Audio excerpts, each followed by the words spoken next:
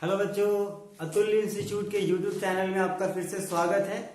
आज हम इस वीडियो में है ना पिछले वीडियो का जो क्वेश्चन बच गया था, नेक्स्ट क्वेश्चन वहां से शुरू करेंगे। बिहार बोर्ड का मॉडल सेट 2022 है ना, उसको लेकर हम कंटिन्यू वीडियो बनाते रहेंगे। आगे भी लगभग 5 इयर्स का क्वेश्चन बैंक लेकर के हम आएंगे। उसके बाद बहुत सारा गेस्ट क्वेश्चन आपके लिए हम लेकर आने वाले हैं, ठीक है। तो चलिए वीडियो को शुरू किया जाए।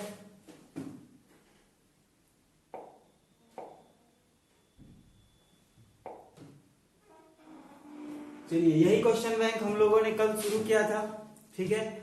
और आज हम उसके नेक्स्ट पार्ट की ओर बढ़ेंगे। आज हम उसका क्या करेंगे, अगला जो नेक्स्ट क्वेश्चन है 31 से शुरू होगा आज हम लोगों का वीडियो, ठीक है। चलिए,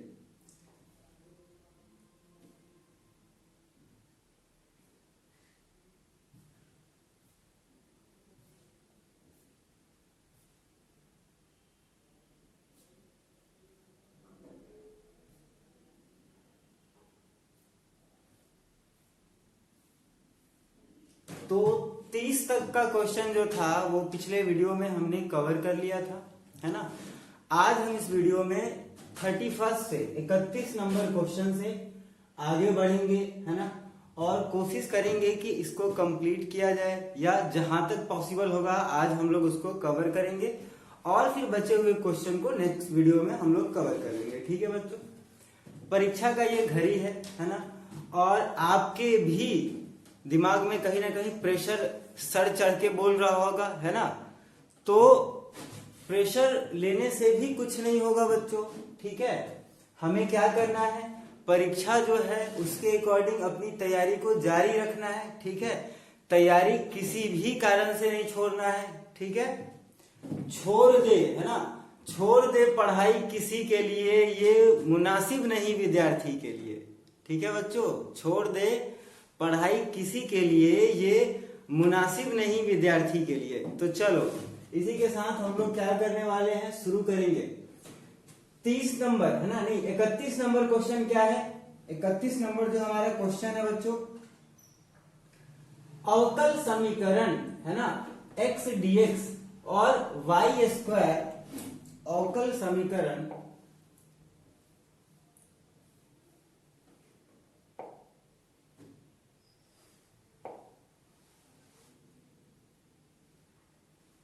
अवकल समीकरण x dx plus y square dy equals to 0। और इसका क्या पूछ रहा है बच्चों हमसे, इसका हल पूछ रहा है, मतलब सॉल्यूशन पूछ रहा है इस डिफरेंशियल इक्वेशन का। ये क्या है बच्चों, डिफरेंशियल इक्वेशन है ना, डिफरेंशियल इक्वेशन, ठीक है। उसका ये क्वेश्चन है। अब हमें इसको सॉल्व करना है, इसका सॉल्यूशन निकालना है। तो इसका सॉल्यूशन निकालना बड़ा ही आसान होता है, सिंपल सा क्वेश्चन है बच्चों। क्या करना है, x dx बराबर सिंपली आप इसको लिख सकते हैं minus y square d y, क्योंकि क्वेश्चन हमारा क्या है, x dx plus y square d y equals to 0 है। और हम उसको क्या कर सकते हैं, x dx equals to minus y square into d y लिख देंगे। और क्या करेंगे, दोनों तरफ इंटीग्रेशन कर देंगे, दोनों तरफ इंटीग्रेशन कर देंगे और हमारा आंसर तैयार हो जाएगा। क्या होगा, इसका इंटीग्रेशन x स्क्वायर बाई 2, इसका क्या हो जाएगा minus Y cube by 3 plus C. इसको इधर लाएंगे, ऑप्शन बी हमारा सही होगा बच्चों, है ना। तो इसी तरीके से हमारे साथ आप जुड़े रहिए, परीक्षा तक, एग्जाम तक हम आपका तैयारी बहुत ही बेहतर ढंग से करवा देंगे, ठीक है। नेक्स्ट क्वेश्चन है बच्चों हमारा, नेक्स्ट क्वेश्चन है, नेक्स्ट क्वेश्चन क्या होगा, नेक्स्ट क्वेश्चन है इंटीग्रेशन का ही क्वेश्चन है। 32 क्वेश्चन नंबर 32 इंटीग्रेशन है। पूछा है कि 1 बाई, हम इसको बच्चों लिख सकते हैं 1 बाई एक्स स्क्वायर माइनस 3 का स्क्वायर। इंटीग्रेशन करना है एक्स स्क्वायर माइनस 9 का। ये बच्चों सॉम स्पेशल इंटीग्रल्स का क्वेश्चन है ना। सॉम स्पेशल इंटीग्रल्स क्या है, उसमें आप 3 तरह के फॉर्मूला पढ़े होंगे, है ना। एक फॉर्मूला जिसपे ये बनने वाला है वो क्या है, वो आपका है एक्स स्क्वायर माइनस ए स्क्वायर। आपने पढ़ा होगा एक्स स्क्वायर माइनस ए स्क्वायर, आपने पढ़ा होगा फॉर्मूला dx अपॉन ए स्क्वायर माइनस एक्स स्क्वायर, और आपने पढ़ा फॉर्मूला dx अपॉन ए स्क्वायर प्लस एक्स स्क्वायर, ये फॉर्मूला है बच्चों, है ना। क्या होता है इसका आंसर, तो 1/2a log x माइनस ए अपॉन x प्लस ए प्लस सी, है ना।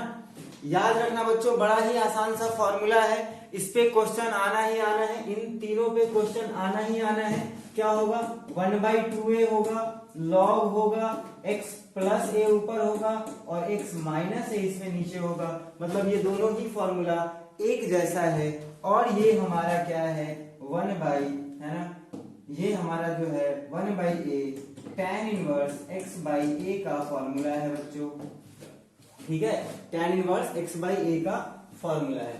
तो ऐसे में हमारा आंसर हो जाएगा ऑप्शन सी। क्या होगा, x यहां है, a की जगह पे क्या है, 3 है, तो 1/2a, 1/2a, तो 1/2 इंटू 3 है ना 6, और log x minus A by X plus A, तो हमारा आंसर हो जाएगा सी। क्वेश्चन नंबर 33, ठीक है, क्वेश्चन नंबर 33 बच्चों, क्वेश्चन नंबर 33 क्या कह रहा है कि इंटीग्रेशन ऑफ, है ना, dx by x square plus 16, ये अगेन बड़ा ही आसान सा क्वेश्चन है बच्चों। क्या होगा, dx upon x square plus 4 का स्क्वायर हम लिख देंगे और हमारा आंसर होगा, ये देखो बच्चों हमने फॉर्मूला बताया है ना, इसी तीनों फॉर्मूला पे ये क्वेश्चन क्या हुआ, इसी दो में से इसी दो फॉर्मूला से हमारा दो क्वेश्चन यहाँ पे सॉल्व हो गया। तो आप इनको जरूर याद रख के एग्जाम में जाएं, है ना। अगर एग्जाम में याद रख के नहीं जाएंगे, क्वेश्चन पूछेगा, गड़बड़ करेंगे, मार्क्स कम आएगा, तो ये समाज, ये फैमिली, है ना, दोस्त, सब आपको क्या कहेंगे बच्चों, है ना, कि है बेगुनाह तो होने से कुछ नहीं होगा। क्या बोलेंगे बच्चों, कि है बेगुनाह तो होने से कुछ नहीं होगा, सबूत दीजिए रोने से कुछ नहीं होगा, सबब तलाश कर तू अपने हार जाने की, किसी के जीत पे रोने से कुछ नहीं होगा। ठीक है, नेक्स्ट क्वेश्चन है बच्चों हमारा, चलो नेक्स्ट क्वेश्चन देखते हैं। नेक्स्ट क्वेश्चन है बच्चों हमारा, तो 33 का आंसर हमारा हो जाएगा 1/4 x/a, मतलब हमारा आंसर 33 का हो जाता a, है ना, a। उसके बाद 34 नंबर क्वेश्चन, 34 बड़ा ही सिंपल क्वेश्चन है, 7i.7j, है ना। तो i.j क्या होता है, वो 0 होता है, इसमें सोचना ही नहीं है, याद रखना बच्चों, है ना।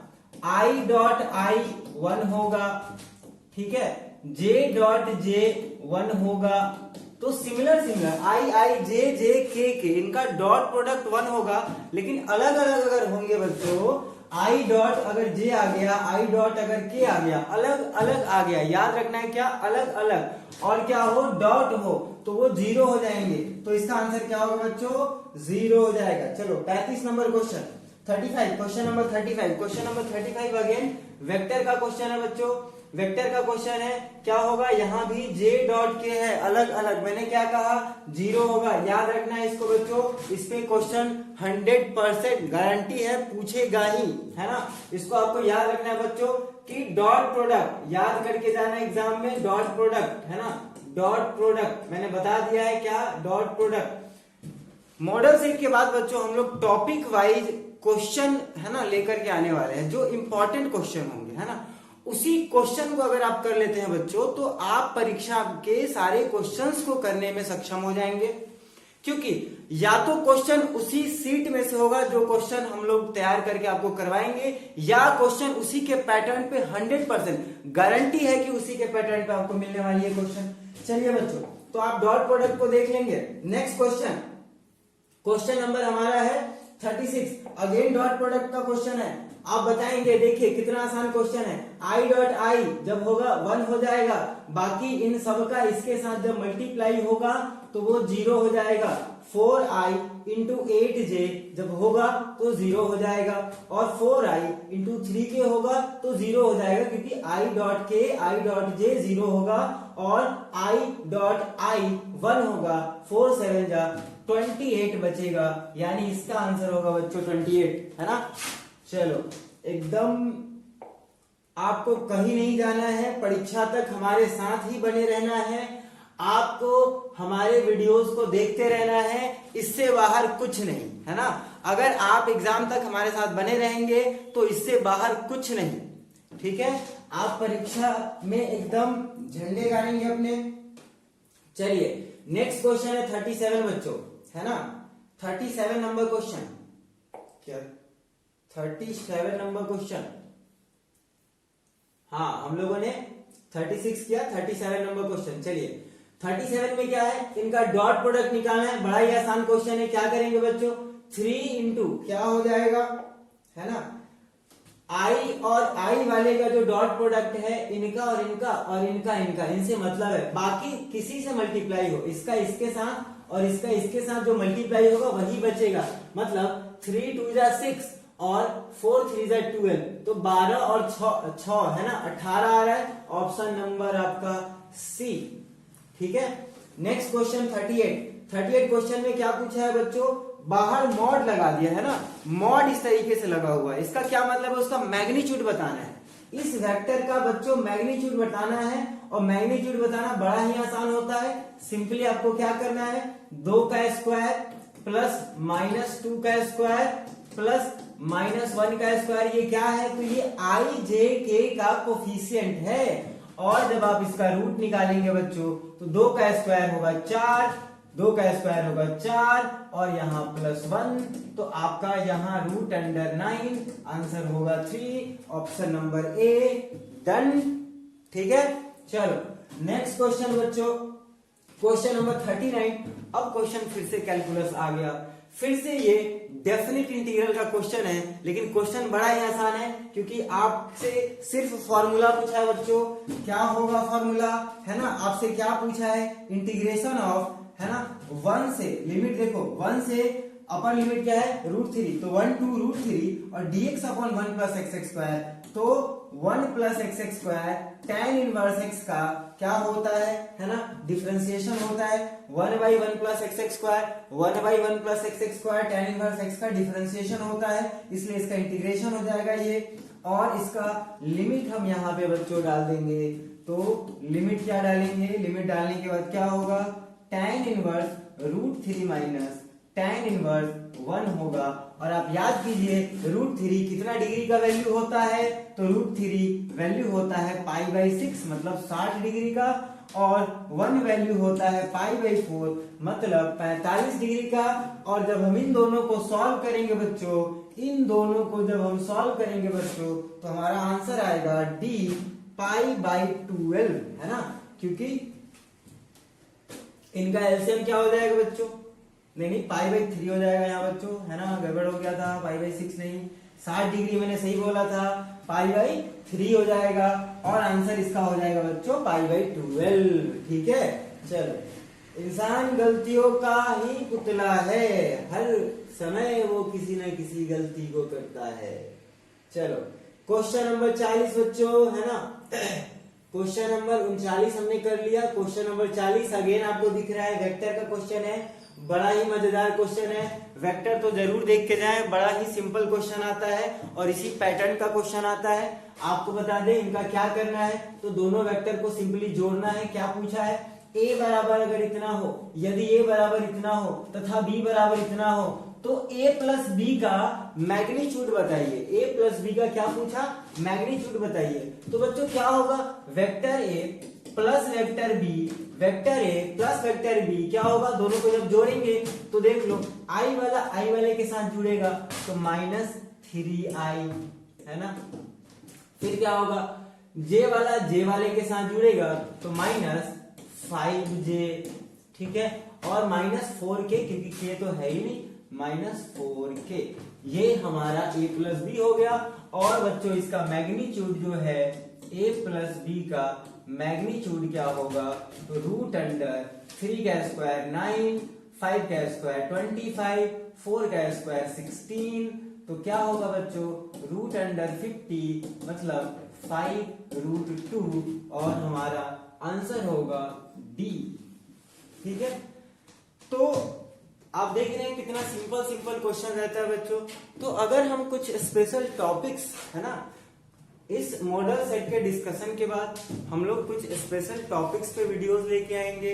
उन टॉपिक्स को अगर आप देख लेते हैं तो उससे बाहर क्वेश्चन आपको है ना नहीं पूछेगा, आप उसी पे सॉल्व करके उसी टॉपिक पे क्वेश्चंस को सॉल्व करके आप एग्जाम में बहुत अच्छा मार्क्स ला सकते हैं बच्चों।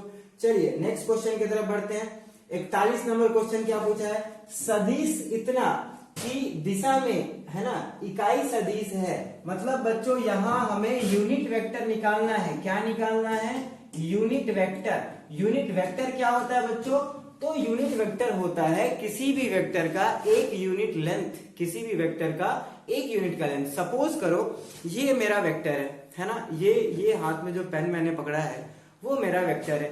ये मान लो 10 सेंटीमीटर का एक वेक्टर है ना, तो इसका 1 सेंटीमीटर का लेंथ जो हम कट करेंगे ना, that is unit vector of this 10 centimetre vector. मतलब इस 10 सेंटीमीटर वेक्टर का 1 सेंटीमीटर का लंबाई हम काटेंगे तो वो इसी वेक्टर का एक यूनिट वेक्टर होगा। और यूनिट वेक्टर किसी वेक्टर का निकालना जो है बड़ा ही आसान काम है ना। आप उसका ध्यान रखिए, देखिए कैसे यूनिट वेक्टर हम निकालते हैं। हमारे पास वेक्टर दिया हुआ है i minus 3j plus 5k, ठीक है, ये हमारा वेक्टर दिया हुआ है बच्चों। और इसका यूनिट वेक्टर निकालना है तो सिंपली आप पहले इसका मैग्नीट्यूड निकाल लें। मैग्नीट्यूड क्या होगा, 1 प्लस 3 का स्क्वायर 9, 5 का स्क्वायर 25, क्या होगा बच्चों, तो ये हमारा आ जाएगा टोटल √35 है ना। ये बच्चों क्या हो जाएगा, √35। और जो उसका मैग्नीट्यूड आता है बच्चों, उसी से अगर हम उस वेक्टर को डिवाइड कर दें तो वो हो जाता है unit vector in the direction of given vector, है ना। डन। चलो नेक्स्ट क्वेश्चन की तरफ बढ़ते हैं बच्चों। तो ये तरीका आप याद रखेंगे, ये इस पे क्वेश्चन 100% गारंटी है क्वेश्चन पूछेगा। Question number 42, question number 42 again क्या है, क्वेश्चन 42 क्वेश्चन कैलकुलस का क्वेश्चन है बच्चों, है ना। कैलकुलस का क्वेश्चन है, हमें इसको क्या करना है, सॉल्व करना है, इसका सॉल्यूशन बताना है। ये डिफरेंशियल इक्वेशन का क्वेश्चन है। कैसे करेंगे बच्चों, तो सिंपली ये लीनियर डिफरेंशियल इक्वेशन का क्वेश्चन था कि क्या होता है अगर dy बाई dx प्लस है ना py बराबर अगर q हो, या तो हम इस फॉर्म पे भी इसको कर सकते हैं बच्चों, और इसको हम डायरेक्ट भी सॉल्व कर सकते हैं। डायरेक्ट करने का बड़ा आसान तरीका है, वो क्या हो जाएगा, बराबर -4y होगा। हम इसको लिख पाएंगे बच्चों dy बराबर -4y इंटू dx, फिर हम y को इधर लाएंगे बच्चों, तो dy बराबर y होगा और बराबर -4 dx होगा। दोनों तरफ हम इंटीग्रेशन लगा देंगे तो क्या हमारा होगा यहाँ पे log y इक्वल्स टू होगा -4x और y बराबर e⁻⁻4x प्लस c। मतलब हमारा आंसर होगा बच्चों बी। क्वेश्चन नंबर 43, चलिए 43 नेक्स्ट क्वेश्चन, ये भी अगेन डिफरेंशियल इक्वेशन का क्वेश्चन है और हमसे पूछा है बच्चों इंटीग्रेटिंग फैक्टर। तो लीनियर डिफरेंशियल इक्वेशन है बच्चों, लीनियर डिफरेंशियल इक्वेशन में क्या होता है, अभी अभी मैंने बताया था कि dy by dx plus py equals to q। इस फॉर्मेट पे अगर हो तो उस इक्वेशन को हम कहते हैं लीनियर डिफरेंशियल इक्वेशन। अब उसमें क्या होता है कि इंटीग्रेटिंग फैक्टर होता है जिसको हम IF कहते हैं। इंटीग्रेटिंग फैक्टर वो क्या होता है e⁻p dx, है ना इंटीग्रेशन p dx। और यही हमें यहां निकाल देना है बच्चों। मतलब आपको कहीं भी इंटीग्रेटिंग फैक्टर पूछता है तो आपको आइडेंटिफाई करना है कि क्या वो इक्वेशन लीनियर है। अगर लीनियर डिफरेंशियल इक्वेशन है तो उसका फॉर्मेट ये होगा dy by dx plus py equals to q होगा, ठीक है। फिर हम क्या करेंगे बच्चों, तो इस p का जो वैल्यू है वो यहां लाकर पुट करेंगे और हमारा आंसर होगा। इस तरीके से हमारा जो आंसर है वो हो जाएगा ऑप्शन ए, क्योंकि p के जगह पे इस क्वेश्चन में क्या है बच्चों 4 है, dy बाई dx है, देखो है ना, क्या है py तो मतलब 4y और बराबर cos x है, q के जगह cos x है। चलिए नेक्स्ट क्वेश्चन हमारा वेक्टर का क्वेश्चन है और आप जानते हैं बच्चों cross product i cross j क्या होगा, k होगा, है ना। तो 9 इंटू 11 कर दीजिए 99, 99 k आपका आंसर होगा। क्या होता है बच्चों, i cross k, dot product और क्रॉस प्रोडक्ट, है ना, i क्रॉस j क्या होगा, k। याद रखेंगे बच्चों, डॉट प्रोडक्ट और क्रॉस प्रोडक्ट इनको आप रिवाइज ही करके जाएंगे, उस पे क्वेश्चन पूछेगा ही पूछेगा। चलिए नेक्स्ट क्वेश्चन 45। क्वेश्चन है कि, है ना, ओरिजिन से the distance of the plane इतना फ्रॉम द ओरिजिन, मतलब ओरिजिन से इसका डिस्टेंस हमें बताना है बच्चों। बड़ा ही आसान सा क्वेश्चन है। क्या करना होगा, ऑप्शन हमारा यहाँ बी हो जाएगा बच्चों। नहीं, सॉल्व करके देख लेते हैं कैसे होगा। तो हमें क्या करना होगा, देखो प्लेन का इक्वेशन होता है X plus B Y plus C Z plus D equals to 0, और ओरिजिन से डिस्टेंस जो है वो root under A square plus B square plus C square. तो क्या होगा 6/3 का स्क्वायर प्लस 4 का स्क्वायर प्लस 5 का स्क्वायर, मतलब आंसर ए होगा, है ना। आंसर बी नहीं हमारा, ए होगा, यहाँ पे आंसर हमारा ए होगा। नेक्स्ट क्वेश्चन बच्चों, नेक्स्ट क्वेश्चन क्या पूछा है, the angle between the planes. वाह, ये क्वेश्चन बड़ा ही कॉन्सेप्चुअल है बच्चों।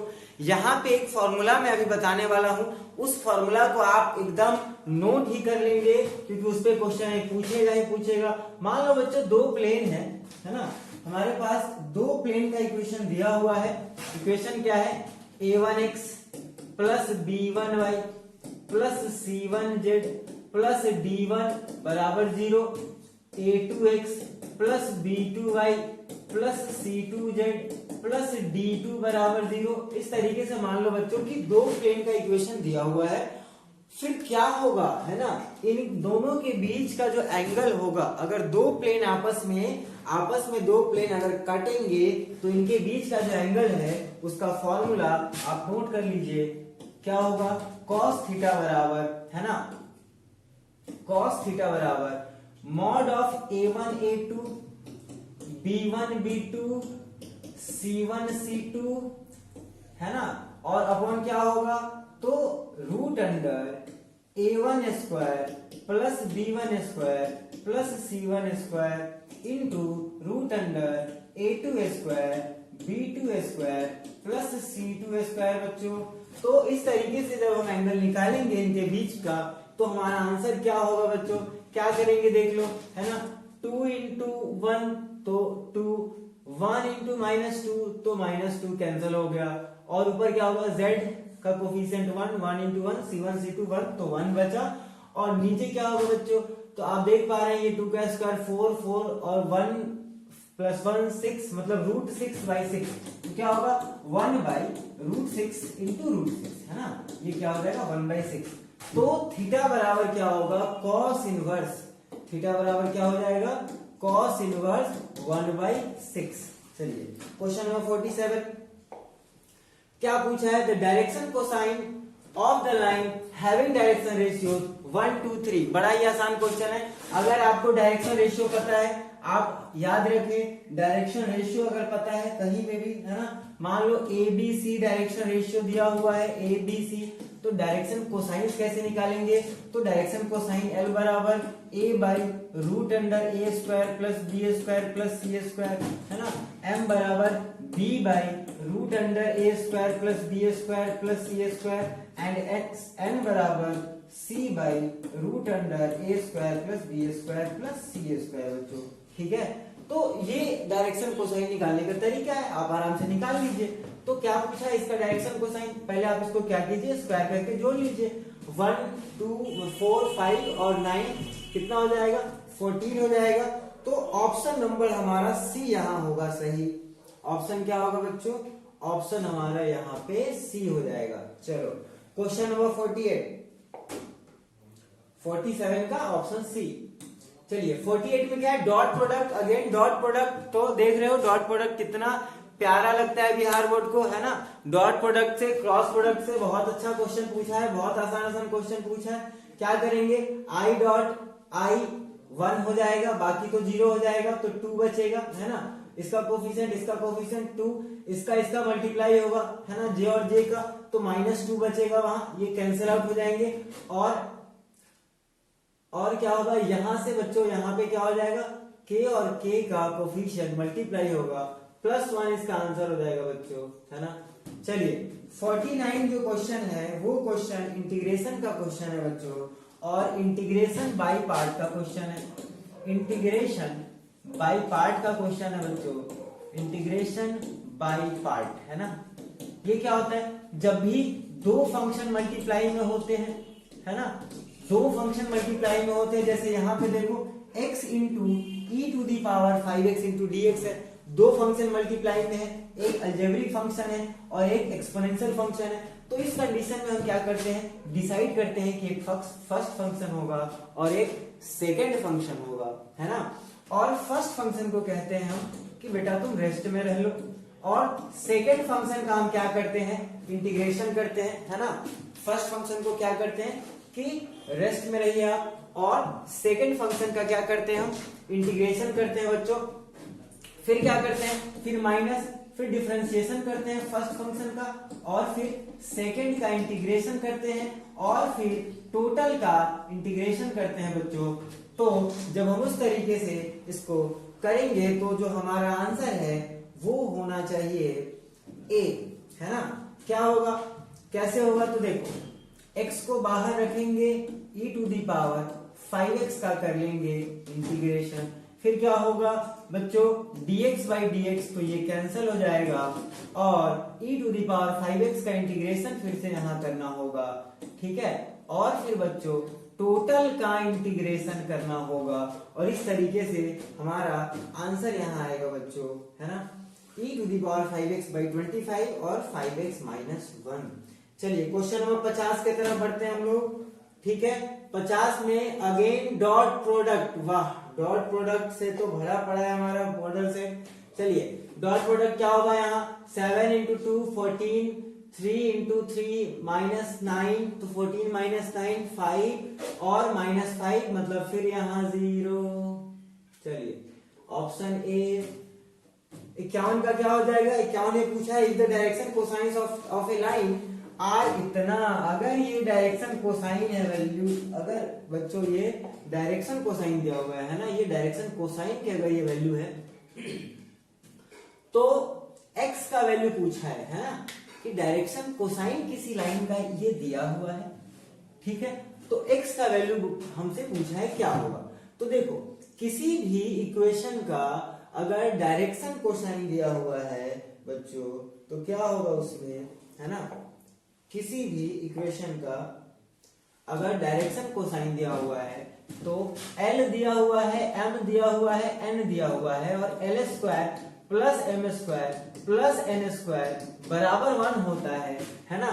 और इस तरीके से जब हम सॉल्व करेंगे तो क्या करेंगे, 3/√61 का होल स्क्वायर प्लस 4/√61 का होल स्क्वायर और प्लस x का स्क्वायर बराबर 1, इस तरीके से हम सॉल्व करेंगे तो हमारा जो आंसर है बच्चों वो क्या आ जाना चाहिए। तो सॉल्व करेंगे तो क्या हो जाएगा 9/61, ठीक है, प्लस 16/61 प्लस x स्क्वायर बराबर 1, इन दोनों को सॉल्व करेंगे क्या होगा 25/61, ये उस तरफ चले जाएंगे, है ना, सब्ट्रैक्ट हो जाएगा बच्चों, और जब हम उसका रूट निकालेंगे तो 6/61 हमारा आंसर आ जाएगा बच्चों। चलिए नेक्स्ट क्वेश्चन की तरफ बढ़ते हैं। Question number 52, again dot product और क्रॉस प्रोडक्ट का मिश्रण है। देखो बच्चों जब भी डॉट प्रोडक्ट और क्रॉस प्रोडक्ट का मिश्रण हो आप कोशिश करें कि क्रॉस प्रोडक्ट को पहले सॉल्व कर दें। तो जब हम क्रॉस प्रोडक्ट को पहले इसको सॉल्व करेंगे, है ना, कैसे सॉल्व करते हैं बच्चों, तो इस तरीके से कुछ डिटरमिनेंट बना लेते हैं, i j k लिख देते हैं, इसका क्रॉस प्रोडक्ट निकालना है, i j k लिख देते हैं, फिर इनके कोफिशिएंट्स को लिखते हैं, डायरेक्शन रेशियोज को 1 2 -1, है ना, 3 -1 2, और जब हम इसको सॉल्व करेंगे तो अगेन हमारे पास क्या आएगा, एक वेक्टर आएगा, और उस वेक्टर का इसके साथ हम डॉट प्रोडक्ट निकालेंगे, है ना, और डॉट प्रोडक्ट निकालेंगे बच्चों तो जो आंसर आएगा वही हमारा होगा, ठीक है, इस क्वेश्चन के लिए आंसर। तो यहाँ जो है ये 0 आ जाएगा, ठीक है। तो सबसे पहले क्या कीजिएगा बच्चों, इसका क्रॉस प्रोडक्ट ऐसे निकाल लीजिए और फिर इसका डॉट प्रोडक्ट। जैसे पिछले 2-3 क्वेश्चन में हमने डॉट प्रोडक्ट कर दिया है, तो उम्मीद है कि डॉट प्रोडक्ट में कोई दिक्कत नहीं होगी। ठीक है, चलिए क्वेश्चन नंबर 53 क्या पूछा है, the direction ratios of the normal to the plane इतना है ना। अगर किसी प्लेन पे उसके नॉर्मल का डायरेक्शन रेशियो पूछेगा तो आप सिंपली क्या लिखेंगे, जैसे कोई प्लेन है मान लो ax plus by plus cz है ना प्लस d बराबर 0, तो इसके नॉर्मल का डायरेक्शन रेशियो अगर पूछेगा तो वो कुछ नहीं है ना, a b c ही उसके नॉर्मल का डायरेक्शन रेशियो होगा बच्चों। तो क्या होगा 3 माइनस 3 3, मतलब ऑप्शन बी है ना। नेक्स्ट क्वेश्चन बच्चों, क्वेश्चन नंबर 54,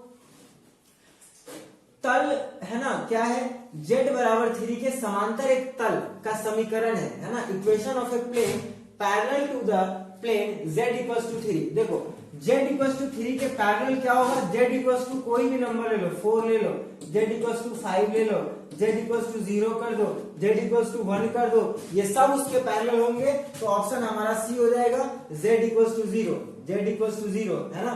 बड़ा आसान क्वेश्चन है, किसी भी प्लेन के पैरेलल, जैसे मान लो कहीं पे इसके पैरेलल अगर पूछ दे, ये तो ऑप्शन था, ऑप्शन वैसे हमारा यहाँ पे क्या है सी है, इसके पैरेलल अगर पूछ दे तो x equals to 4, x equals to 5, x equals to 6, वो सब क्या होंगे x के पैरेलल हो जाएंगे।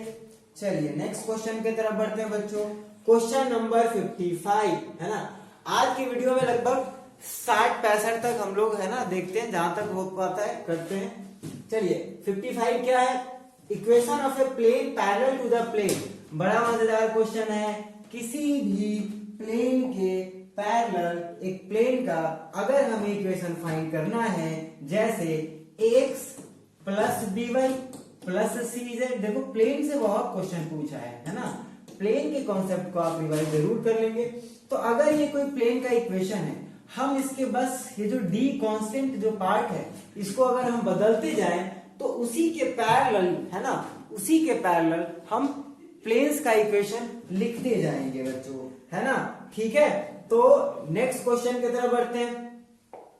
तो इसका आंसर हमारा क्या हो जाएगा, इसका आंसर हो जाएगा 2x plus y minus z. तो 2x plus y minus z equals to 7, option B,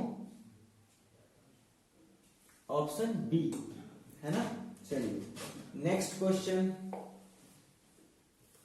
question number 56, equation of a plane perpendicular to the plane x plus 5y plus 11z equals to 0। तो देखो बच्चों, अगर दो plane आपस में perpendicular हैं, उनका रिलेशन समझ लो, उसका रिश्ता समझ लो। अगर दो प्लेन आपस में परपेंडिकुलर है, a1x plus b1y plus c1z plus d1 बराबर अगर 0 है, और a2x plus b2y plus c2z plus d2 बराबर अगर 0 है, और ये दो प्लेन अगर आपस में परपेंडिकुलर है बच्चों, तो क्या होगा a1 into a2 plus b1 into b2 है ना, प्लस c1 इंटू c2 जो है वो 0 होगा बच्चों। तो आप उसी के हिसाब से ऑप्शन मैच करा लीजिए कि किसकी डायरेक्शन रेशियो का प्रोडक्ट जो है वो 0 होगा। तो वो ऑप्शन हमारा लग रहा है सी होगा। देखिए बच्चों कैसे होगा, तो 1 इंटू 1 1, 2 इंटू 5 10, तो 10 प्लस 1 11, और 11 इंटू माइनस 1 माइनस 11 0 हो जाएगा। तो ऑप्शन हमारा क्या हो जाएगा बच्चों, सी। चलिए नेक्स्ट क्वेश्चन है हमारा क्वेश्चन नंबर 57, और बड़ा ही आसान क्वेश्चन है बच्चों।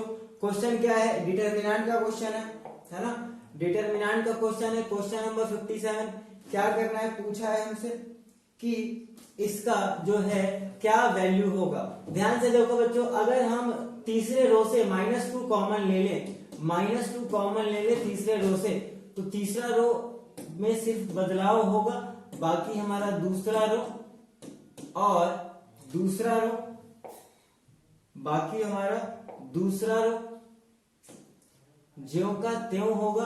तीसरा रो क्या हो जाएगा, यहाँ -7 हो जाएगा, यहाँ 13 हो जाएगा, और यहाँ 19 हो जाएगा। और हम जानते हैं बच्चों किसी भी डिटरमिनेंट में क्या होता है, किसी भी डिटरमिनेंट के अगर 2 रो या 2 कॉलम एक जैसे होते हैं उसका वैल्यू 0 होता है, तो इसका भी वैल्यू 0 होगा। नेक्स्ट क्वेश्चन है बच्चों, क्वेश्चन नंबर हमारा 58, इसको भी सॉल्व कर लेंगे सिंपली, इसका भी वैल्यू 0 होगा बच्चों, ठीक है। नेक्स्ट क्वेश्चन है हमारा 59, मैट्रिक्स का क्वेश्चन है। मैट्रिक्स डिटरमिनेंट बहुत ही इंपॉर्टेंट टॉपिक है ना। अब इसके क्वेश्चंस आ रहे हैं, क्वेश्चन इस पे भी पूछे जाएंगे, बड़े इजी क्वेश्चन होंगे। अब देखिए कितना आसान क्वेश्चन है, क्या पूछा है, -2 इंटू और एक छोटा सा 2 रो 2 कॉलम वाला एक मैट्रिक्स दे दिया है ना।